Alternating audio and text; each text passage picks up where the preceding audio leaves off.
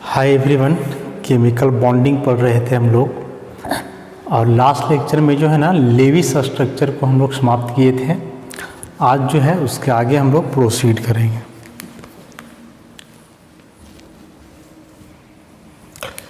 तो अगला टॉपिक हम लोग का होगा properties of covalent bond. Covalent bond का प्रॉपर्टीज देखो, इसके पहले आयनिक बॉन्ड हम लोग पढ़े हैं और उसमें आयनिक बॉन्ड का प्रॉपर्टीज भी जो है हम लोग डिस्कस किए थे और देखे थे कि आयनिक बॉन्ड जो होता है ना वह काफ़ी स्ट्रॉन्ग बॉन्ड होता है। आयनिक बॉन्ड जो है वह काफ़ी स्ट्रॉन्ग बॉन्ड था। काफ़ी स्ट्रॉन्ग कहने का मतलब कि सबसे स्ट्रॉन्ग। कोवैलेंट बॉन्ड जो होता है ना वह आयनिक बॉन्ड की तुलना में थोड़ा वीक होता है।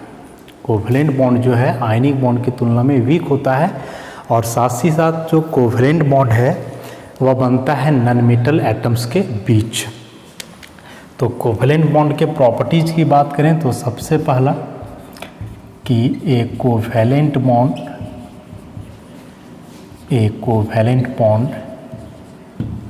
Is formed between the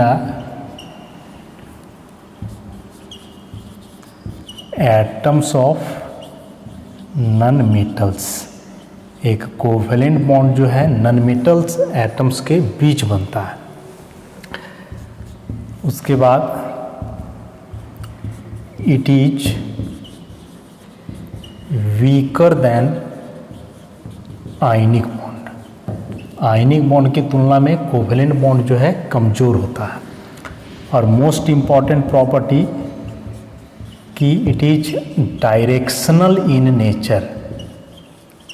it is directional in nature, that is a covalent bond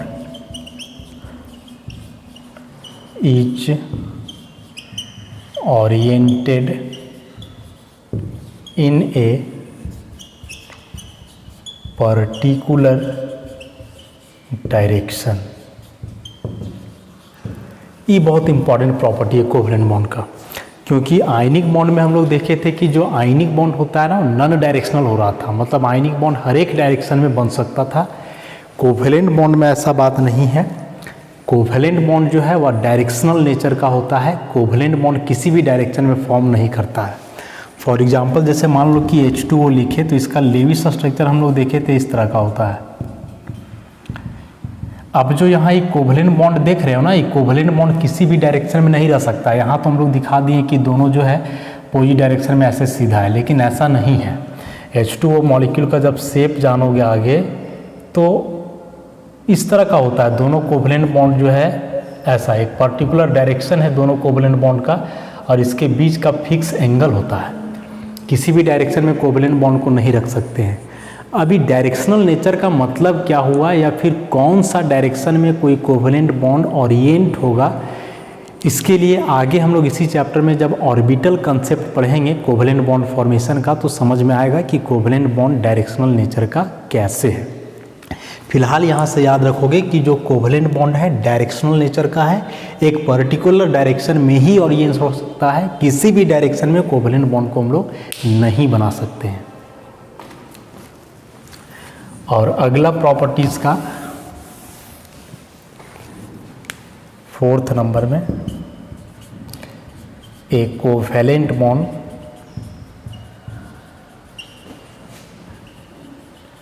may be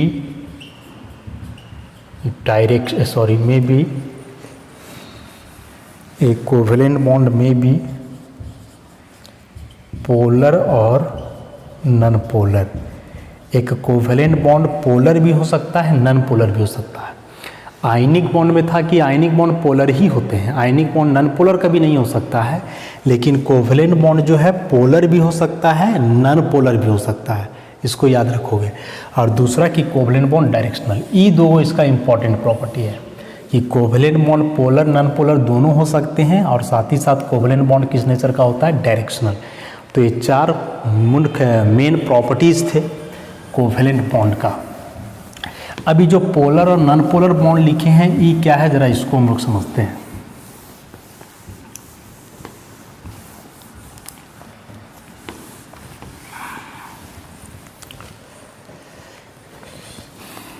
तो अगला हेडिंग हम लोग का रहेगा polar and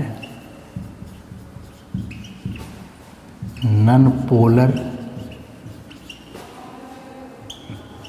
covalent bonds. Polar and non polar covalent bonds बहुत ही इंपॉर्टेंट टॉपिक है। एग्जाम्पल से समझने के लिए क्या करते हैं हम लोग कि एक हम लोग H2 मॉलिक्यूल कंसिडर करें और दूसरा HCl का मॉलिक्यूल है। लेविस स्ट्रक्चर बनाओगे तो हाइड्रोजन का एटॉमिक नंबर 1 होता है ना, 1 इलेक्ट्रॉन। यहाँ बनाओगे तो हाइड्रोजन का तो वही है 1, क्लोरीन का होता है 17, 2, 8 और 7। तो हाइड्रोजन का देखो 1 इलेक्ट्रॉन, क्लोरीन के साथ मिला दो, बीच में यहाँ सिंगल बॉन्ड बनेगा क्लोरीन, और ये 2 इलेक्ट्रॉन है दोनों के बीच इस तरह का, ऐसा। वैसे ही लेविस स्ट्रक्चर यदि H2 का बनाओगे तो यहाँ भी ऐसा ही होगा, 1 इलेक्ट्रॉन इसका फिर 1 इलेक्ट्रॉन इसका, शेयरिंग दिखला दो। तो यहाँ भी बीच में एक सिंगल बॉन्ड बनेगा H, और यहाँ भी देखो 2 इलेक्ट्रॉन। तो 2 मॉलिक्यूल यहाँ हम लोग कंसिडर किए हैं। पहला मॉलिक्यूल जो है इसको होमोन्यूक्लियर मॉलिक्यूल बोलेंगे।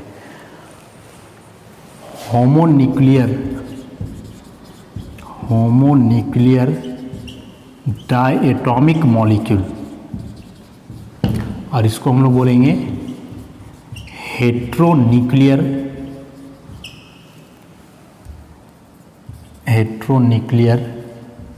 या ए ही होगा यहाँ, डायटॉमिक मॉलिक्यूल। डायटॉमिक क्योंकि 2 एटम है, यहाँ भी देखो 2 एटम है और यहाँ भी 2 है। होमोन्यूक्लियर कहने का मतलब कि यहाँ जो है ना, होमो मतलब होता है सेम, न्यूक्लियर मैंने समझो न्यूक्लियस, कि 2 एटम का मॉलिक्यूल जिसमें सेम न्यूक्लियस हो, मतलब सेम एटम्स हो।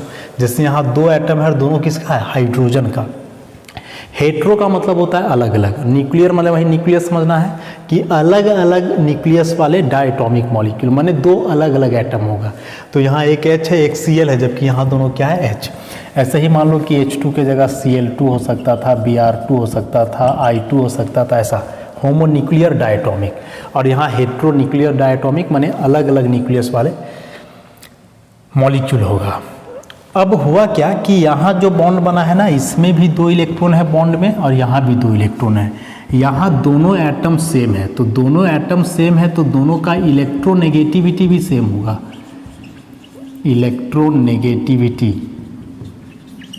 इलेक्ट्रोनेगेटिविटी क्या है, इसके बारे में डिस्कस किए थे, एक बार लिख देते हैं। Ability to attract bond pair, बस इतना याद रखो कि किसी भी एटम का एबिलिटी, कौन सा एबिलिटी, बॉन्ड पेयर को आकर्षित करने का, बॉन्ड पेयर को अट्रैक्ट करने का कहलाता है उसका इलेक्ट्रोनेगेटिविटी। यहाँ दोनों एटम सेम है, हाइड्रोजन हाइड्रोजन, और यदि दोनों के इलेक्ट्रोनेगेटिविटी की बात करोगे ना तो सेम एटम है, इलेक्ट्रोनेगेटिविटी वैल्यू बराबर होता है 2.1। इलेक्ट्रोनेगेटिविटी के लिए एक वैल्यू होता है, पीरियोडिक टेबल में सारे एलिमेंट के लिए लिखा हुआ रहता है, वैल्यू को याद करना पड़ता है। तो इलेक्ट्रोनेगेटिविटी समझ गए ना, किसी भी एटम का बॉन्ड पेयर को अट्रैक्ट करने का एबिलिटी, क्षमता कहलाता है इलेक्ट्रोनेगेटिविटी। बॉन्ड पेयर माने जो बॉन्डेड इलेक्ट्रॉन है उसको अट्रैक्ट करने का टेंडेंसी। यहाँ जो है सो अलग अलग एटम है, एक हाइड्रोजन एक क्लोरीन, तो हाइड्रोजन का इलेक्ट्रोनेगेटिविटी 2.1 और एक क्लोरीन का इलेक्ट्रोनेगेटिविटी होता है 3.0। अब देखो क्या है सो कि यहाँ जो बॉन्ड बना है 2 सेम एटम के बीच, दोनों का इलेक्ट्रोनेगेटिविटी सेम। इलेक्ट्रोनेगेटिविटी सेम मतलब दोनों एटम का बॉन्ड पेयर को अट्रैक्ट करने का एबिलिटी क्या है, सेम। मतलब ये जो दोनों हाइड्रोजन है ना, वह बॉन्ड पेयर को इक्वली अपने तरफ अट्रैक्ट करेगा। ऐसे देखोगे कि ई दोनों इलेक्ट्रॉन को जितना ई वाला हाइड्रोजन का न्यूक्लियस अट्रैक्ट करेगा, उतना ही इसका न्यूक्लियस भी, क्योंकि दोनों एटम सेम है, दोनों का इलेक्ट्रोनेगेटिविटी क्या है, सेम। अब यदि ये दोनों इलेक्ट्रॉन को दोनों एटम बराबर पावर से अपनी ओर अट्रैक्ट कर रहा है, तो बतलाओ कि दोनों इलेक्ट्रॉन किसके तरफ खिसकेगा, किसी की तरफ नहीं, नो डिस्प्लेसमेंट। जैसे मान लो कि तुम खड़ा हो और तुमको जो है दोनों अपोजिट साइड से बराबर फोर्स से खींचा जा रहा है, इधर भी और इधर भी, लेकिन दोनों तरफ बराबर ताकत लग रहा है, तो जाहिर सी बात है कि तुम ना तो इस तरफ जाओगे ना इस तरफ जाओगे, अपने पोजीशन पे स्ट्रेट रहोगे। तो सेम चीज़ है कि जो बॉन्ड पेयर है ये जितना अट्रैक्ट इस न्यूक्लियस के तरफ हो रहा है उतना ही इसके तरफ हो रहा है, माने दोनों तरफ इक्वली अट्रैक्ट हुआ। तो ऐसा करने से क्या होगा कि ये जो बॉन्ड पेयर का इलेक्ट्रॉन है दोनों एटम के बीचों बीच रहेगा, किसी के तरफ इसका कोई डिस्प्लेसमेंट नहीं होगा। ऐसा ही H मान लो कि इसका न्यूक्लियस है, ये वाला इसका न्यूक्लियस है, तो एकदम दोनों के ठीक बीचों बीच रहेगा इलेक्ट्रॉन, इधर भी जितना अट्रैक्शन उधर अट्रैक्शन इतना। लेकिन यहाँ वैसा नहीं है, यहाँ हम लोग देख रहे हैं कि हाइड्रोजन से ज़्यादा पावरफुल है क्लोरीन। क्लोरीन का इलेक्ट्रोनेगेटिविटी वैल्यू हाइड्रोजन से ज़्यादा है। इलेक्ट्रोनेगेटिविटी वैल्यू ज़्यादा होने का मतलब क्या हुआ कि क्लोरीन का बॉन्ड पेयर को अट्रैक्ट करने का एबिलिटी ज़्यादा है। क्लोरीन दोनों बात होगा कि हाइड्रोजन का न्यूक्लियस है और क्लोरीन का है, तो हाइड्रोजन का न्यूक्लियस भी इसको अट्रैक्ट करेगा और क्लोरीन का भी करेगा ऐसे। लेकिन क्लोरीन का इलेक्ट्रोनेगेटिविटी ज़्यादा है, इसका मतलब हुआ कि क्लोरीन ये दोनों इलेक्ट्रॉन को अपनी ओर ज़्यादा अट्रैक्ट करेगा हाइड्रोजन के कंपैरिजन में, ऐसे ज़्यादा अट्रैक्ट करेगा। और जब ये बॉन्ड पेयर को क्लोरीन ज़्यादा अट्रैक्ट करेगा तो जाहिर सी बात है कि अब जो बॉन्ड पेयर बीचों बीच था वो ऐसा नहीं होगा। जैसे H और Cl है, तो अब क्या होगा कि जो बॉन्ड पेयर का दो इलेक्ट्रॉन है देखो आ जाएगा इसके तरफ। अंतर देखोगे यहाँ जो ऐसे एकदम बीचों बीच है, एकदम यहाँ बीचों बीच इलेक्ट्रॉन है, ना इसके तरफ ना इसके तरफ। लेकिन यहाँ देखोगे कि जो इलेक्ट्रॉन है, दो इलेक्ट्रॉन, एरो से इलेक्ट्रॉन को दिखलाते हैं हम लोग, तो ये दोनों इलेक्ट्रॉन देखो क्लोरीन के तरफ डिस्प्लेस कर गया, क्लोरीन के तरफ खिसक गया। तो जब इलेक्ट्रॉन क्लोरीन के तरफ चला गया तो क्लोरीन के रीजन में क्या होगा, इलेक्ट्रॉन बढ़ जाएगा, क्योंकि बॉन्ड में जो दो इलेक्ट्रॉन है इसमें से एक ही इलेक्ट्रॉन क्लोरीन का है, दूसरा किसका, हाइड्रोजन का। लेकिन ये दोनों इलेक्ट्रॉन को अपनी ओर खींच लिया, तो इसका तो अपना एक था, अभी हाइड्रोजन वाला भी खींच ले रहा है, तो दूसरे का इलेक्ट्रॉन लो लेगो तो नेगेटिव चार्ज आ जाएगा। तो यहाँ क्लोरीन पे नेगेटिव आएगा, लेकिन कंप्लीट नेगेटिव नहीं, ऐसे हम लोग पार्शियल नेगेटिव दिखलाते हैं और इस पर पार्शियल पॉजिटिव। इधर इलेक्ट्रॉन कम है इसलिए पार्शियल पॉजिटिव, इधर इलेक्ट्रॉन ज़्यादा है इसलिए पार्शियल नेगेटिव। इस साइन को हम लोग पढ़ते हैं डेल, और ये बतलाता है पार्शियल। पार्शियल मतलब समझोगे नॉट कंप्लीट। ऐसे यदि माइनस और प्लस रहा मतलब कंप्लीट पॉजिटिव और नेगेटिव। तो बताएं कि एक यूनिट नेगेटिव या फिर एक यूनिट पॉजिटिव चार्ज का वैल्यू कितना होता है, 1.602 इंटू 10 का पावर -19 कूलम। लेकिन यदि कहीं डेल माइनस और डेल प्लस है तो इसका मतलब हुआ कि नॉट कंप्लीट। नॉट कंप्लीट मतलब जो इस चार्ज का वैल्यू होगा इससे कम होगा, लेस देन 1.602 इंटू 10 का पावर -19 कूलम, ऐसे समझना है। तो पूरा नेगेटिव और पूरा पॉजिटिव चार्ज कब आता है, जब इलेक्ट्रॉन का ट्रांसफ़र हो। इलेक्ट्रॉन का ट्रांसफ़र हो इन सेंस कि इलेक्ट्रॉन एक जगह से उठ करके दूसरे जगह चले जाए, तब उसको हम लोग बोलेंगे कंप्लीट ट्रांसफ़र। लेकिन यहाँ जो है इलेक्ट्रॉन का कंप्लीट ट्रांसफ़र नहीं हुआ है, यहाँ इलेक्ट्रॉन केवल खिसका है क्लोरीन की तरफ। तो ऐसा करने से क्लोरीन की तरफ इलेक्ट्रॉन बढ़ जाएगा तो पार्शियल नेगेटिव, और इधर इलेक्ट्रॉन कम हो गया तो पार्शियल पॉजिटिव। याद रखोगे कि इधर जितना नेगेटिव होगा इस पर उतना ही पॉजिटिव होगा, मैग्नीट्यूड दोनों का क्या रहेगा, सेम। तो क्या हुआ कि जब दो अलग अलग इलेक्ट्रोनेगेटिविटी वाले एटम्स के बीच बॉन्ड बना था, तो जो ज़्यादा इलेक्ट्रोनेगेटिव एटम था वो क्या किया कि जो बॉन्ड का इलेक्ट्रॉन था उसको अपनी ओर अट्रैक्ट कर लिया। तो ऐसा करने से उसके तरफ इलेक्ट्रॉन डेंसिटी बढ़ गया, तो आ गया नेगेटिव चार्ज। बगल वाले पे इलेक्ट्रॉन कम हो गया तो उस पर आ गया पॉजिटिव चार्ज, और ये नेगेटिव पॉजिटिव चार्ज डेवलप हो गया। तो यही वाला बॉन्ड जो है सो पोलराइज कर गया और ये कहलाएगा पोलर कोवैलेंट बॉन्ड। पहले ही बताएं कि पोलर मतलब समझोगे जिस पे पॉजिटिव नेगेटिव चार्ज हो, प्लस माइनस चार्ज जहाँ डेवलप हो जाए तो उसी को हम लोग बोलते हैं पोलर। और यहाँ चूंकि बॉन्ड पेयर बीचों बीच है, ना इसके तरफ बढ़ा ना इसके तरफ बढ़ा, तो यहाँ कोई चार्ज नहीं होगा, और जब कोई चार्ज नहीं होगा तो इसको हम लोग बोलेंगे नॉन पोलर, ऐसा। अब दोनों को देखो एक बार फिर से समझाते हैं, आसानी से समझ में आएगा। इसको ऐसे याद रखोगे कि जब कोई कोवेलेंट बॉन्ड दो सेम एटम्स के बीच बने जिसका इलेक्ट्रोनेगेटिविटी भी सेम ही होगा, तो उस केस में दोनों एटम्स के जो न्यूक्लियाई हैं वह बॉन्ड पेयर इलेक्ट्रॉन को इक्वली अपने तरफ अट्रैक्ट करेंगे। ऐसा करने से जो बॉन्ड पेयर का इलेक्ट्रॉन है वह किसी के तरफ डिस्प्लेस नहीं होगा और ठीक बीचों बीच लाई करेगा, किसी एटम पर कोई चार्ज डेवलप नहीं होगा। तो उस प्रकार का कोवेलेंट बॉन्ड जो दो सेम एटम्स के बीच बने और उसमें कोई चार्ज डेवलप नहीं करे, तो वैसे कोवेलेंट बॉन्ड को हम लोग बोलेंगे non polar covalent bond. Polar की तरफ आते हैं कि यदि कोई कोवेलेंट बॉन्ड दो अलग अलग नॉन मेटल एटम्स के बीच बने जिसका इलेक्ट्रोनेगेटिविटी अलग हो, तो उस केस में जो बॉन्ड पेयर का इलेक्ट्रॉन है वह खिसक जाता है, डिस्प्लेस कर जाता है किसके तरफ, मोर इलेक्ट्रोनेगेटिव एटम की तरफ। ऐसा होने से जो मोर इलेक्ट्रोनेगेटिव एटम है उस पर आ जाता है पार्शियल नेगेटिव चार्ज, और जो लेस इलेक्ट्रोनेगेटिव एटम है उस पर आ जाता है पार्शियल पॉजिटिव। और ये नेगेटिव पॉजिटिव चार्ज डेवलप हो गया, मतलब बॉन्ड पोलराइज्ड हो गया, और ऐसे बॉन्ड को हम लोग बोलेंगे पोलर कोवेलेंट बॉन्ड। या सिंपल एक लाइन में याद रखोगे कि यदि दो सेम एटम्स के बीच कोई बॉन्ड बना है तो उसको नॉन पोलर बॉन्ड बोलेंगे, और यदि अलग अलग एटम्स के बीच बना है तो वह पोलर कोवेलेंट बॉन्ड कहलाएगा। डेफिनेशन जो है सबका लिखा हुआ है नोट्स में, बस इलेक्ट्रोनेगेटिविटी वैल्यू हम लोगों को क्या करना है, पता करना है। तो यही पोलर और नॉन पोलर कोवेलेंट बॉन्ड था। और भी इसका एग्जाम्पल देखते हैं हम लोग।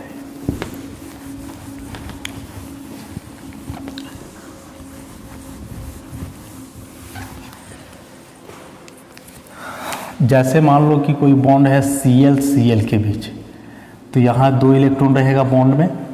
वैसे ही कोई बॉन्ड है F F के बीच, यहाँ भी दो रहेगा। वैसे ही मान लो कोई इस टाइप का मॉलिक्यूल है और यहाँ ये ऑक्सीजन ऑक्सीजन के बीच दो इलेक्ट्रॉन है। वही इधर कोई मॉलिक्यूल ले लो, H2O ले लो, NH3 ले लो, लोन पेयर होगा इस सब पर।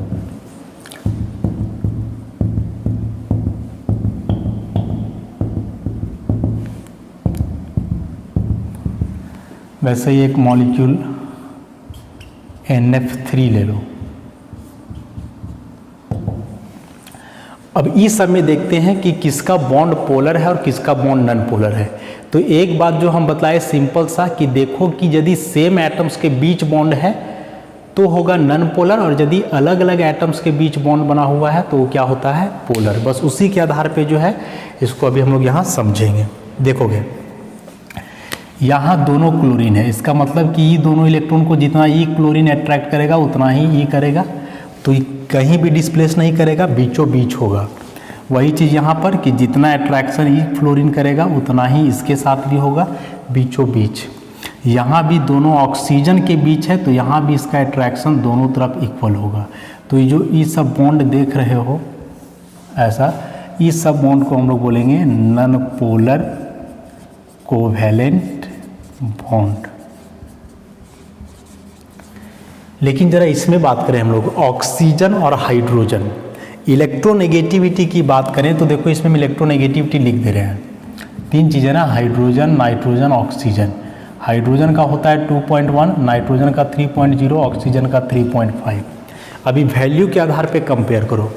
ऑक्सीजन और हाइड्रोजन के बीच बॉन्ड है, ऑक्सीजन और हाइड्रोजन किसका ज़्यादा है, ऑक्सीजन का इलेक्ट्रोनेगेटिविटी अधिक है। तो ऑक्सीजन क्या करेगा कि बॉन्ड में जो दो इलेक्ट्रॉन है उसको अपनी ओर अट्रैक्ट कर लेगा। तो ये जो बॉन्ड पेयर का इलेक्ट्रॉन है देखो ऑक्सीजन की तरफ लाई करेगा ऐसा। वैसे ही ई वाला भी अट्रैक्ट करेगा तो इसका लाई करेगा इसके तरफ। अब ऑक्सीजन की तरफ इलेक्ट्रॉन बढ़ जाएगा तो इस पर आ जाएगा पार्शियल नेगेटिव। हाइड्रोजन की तरफ कम हो गया तो पार्शियल पॉजिटिव, यहाँ भी पार्शियल पॉजिटिव। ये दोनों हाइड्रोजन पे मिला करके जितना पॉजिटिव चार्ज होगा ना उतना ही नेगेटिव चार्ज होगा इस ऑक्सीजन पे। याद रखोगे कि दोनों हाइड्रोजन पर मिला करके जितना पॉजिटिव चार्ज है उतना ही नेगेटिव होगा इस ऑक्सीजन पे। यहाँ देखो नाइट्रोजन और हाइड्रोजन, तो नाइट्रोजन का 3.0, हाइड्रोजन का 2.1। नाइट्रोजन का ज़्यादा है तो नाइट्रोजन का ज़्यादा है, तो यहाँ भी वही बात होगा कि बॉन्ड का जो 2 इलेक्ट्रॉन है इसको नाइट्रोजन अपनी ओर खींच लेगा। देखो ऐसा, यहाँ भी वही बात होगा, यहाँ भी वही बात होगा ऐसे। तो फिर से नाइट्रोजन की तरफ इलेक्ट्रॉन बढ़ गया तो पार्शियल नेगेटिव, इस सब में इलेक्ट्रॉन कम है तो सब में पार्शियल पॉजिटिव। और वही बात कि तीनों हाइड्रोजन पे मिल करके जितना पॉजिटिव होगा उतना नेगेटिव अकेले होगा इस नाइट्रोजन पर। अच्छा, यहाँ एक फ्लोरीन है, तो फ्लोरीन का तो हम लिखे ही नहीं। फ्लोरीन का इलेक्ट्रोनेगेटिविटी होता है 4.0। याद रखोगे कि पूरे पीरियोडिक टेबल में जो 3 सबसे हाईली इलेक्ट्रोनेगेटिव एलिमेंट्स हैं वे हैं फ्लोरीन, ऑक्सीजन, नाइट्रोजन। फ्लोरीन का सबसे ज़्यादा 4.0, ऑक्सीजन का 3.5, नाइट्रोजन का 3.0। 3 मोस्ट इलेक्ट्रोनेगेटिव एलिमेंट्स हैं पीरियोडिक टेबल का।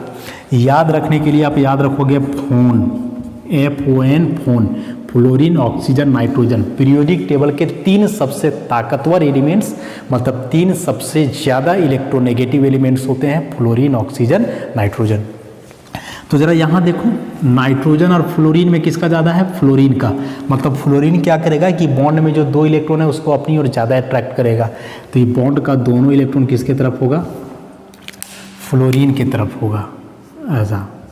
वैसे ही यहाँ वाला भी इलेक्ट्रॉन किसके तरफ होगा? फ्लोरीन की तरफ। यहाँ वाला भी किसके तरफ होगा? फ्लोरीन की तरफ। तो इस केस में फ्लोरीन की तरफ इलेक्ट्रॉन बढ़ गया तो इस सब फ्लोरीन पे आएगा माइनस, और नाइट्रोजन की तरफ इलेक्ट्रॉन कम हो गया तो इस पे आएगा प्लस। तो यहाँ जितना भी बॉन्ड देख रहे हो सब में नेगेटिव पॉजिटिव चार्ज आ गया है, सब में। तो जो इस टाइप का बॉन्ड है जिसमें नेगेटिव पॉजिटिव चार्ज हो तो ऐसे बॉन्ड को हम लोग बोलते हैं पोलर कोवैलेंट बॉन्ड्स। तो सिंपल सा है, हम लोग एक लाइन में याद रखना है कि यदि अलग अलग एटम के बीच बॉन्ड बना है तो पोलर, और यदि 2 सेम एटम के बीच बॉन्ड बना है तो क्या कहलाएगा? Non polar. एक सबसे बड़ा कन्फ्यूजन जो होता है वो याद रखोगे कि पोलर नॉन पोलर बॉन्ड और polar and non polar molecules, ये दोनों एकदम डिफरेंट कंसेप्ट है।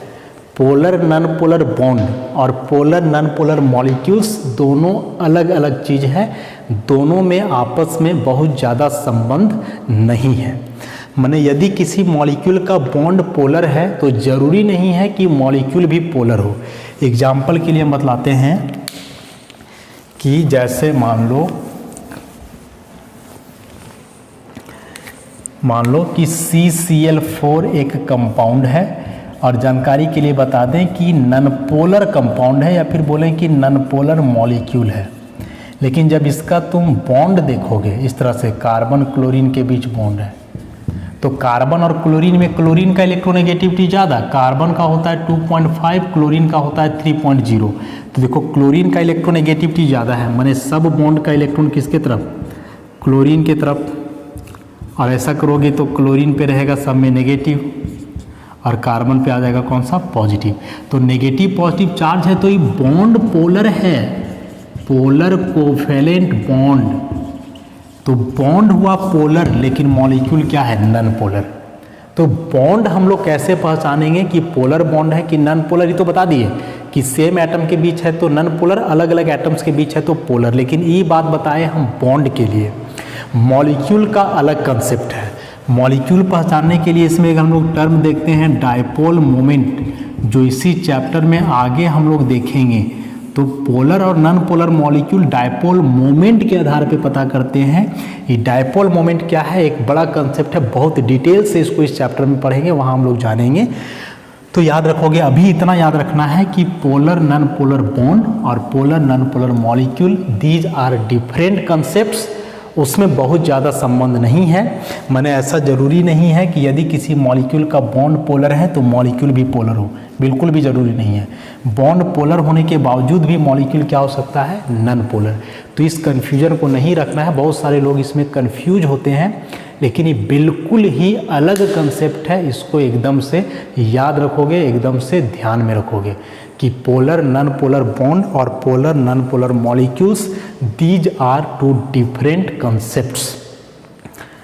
कोई कंफ्यूजन नहीं रखना इसके बीच। तो एग्जाम के लिए बेहद ही इंपॉर्टेंट हो गया polar non polar covalent bond. आसानी से हम लोग समझ गए।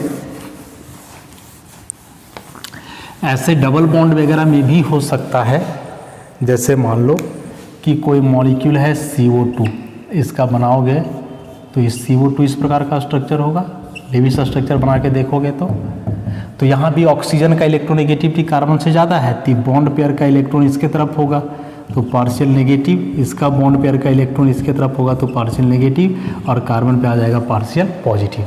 तो यहाँ भी बॉन्ड क्या हो जाएगा, पोलर हो जाएगा। तो हम बतलाए कि बॉन्ड पोलर और पोलर ना होना ये डिपेंड करता है इलेक्ट्रोनेगेटिविटी डिफरेंस पे, लेकिन मॉलिक्यूल का पोलर होना और नॉन पोलर होना डिपेंड करता है डायपोल मोमेंट पे। तो मॉलिक्यूल पोलर या नॉन पोलर होगा, इसके लिए डायपोल मोमेंट हम लोग पढ़ेंगे आगे, लेकिन बॉन्ड कैसे पहचानेंगे ये जो है सो हम लोग समझ गए। तो इस तरह से एक बेहद ही इंपॉर्टेंट टॉपिक आज हम लोग देखे। नेक्स्ट टॉपिक इस चैप्टर में जो है हम लोग डिस्कस करेंगे अगला क्लास में। तब तक आप इसको ध्यान से देखो, नोट्स में लिखा हुआ वहाँ से पढ़ो, वीडियो से समझो। धन्यवाद।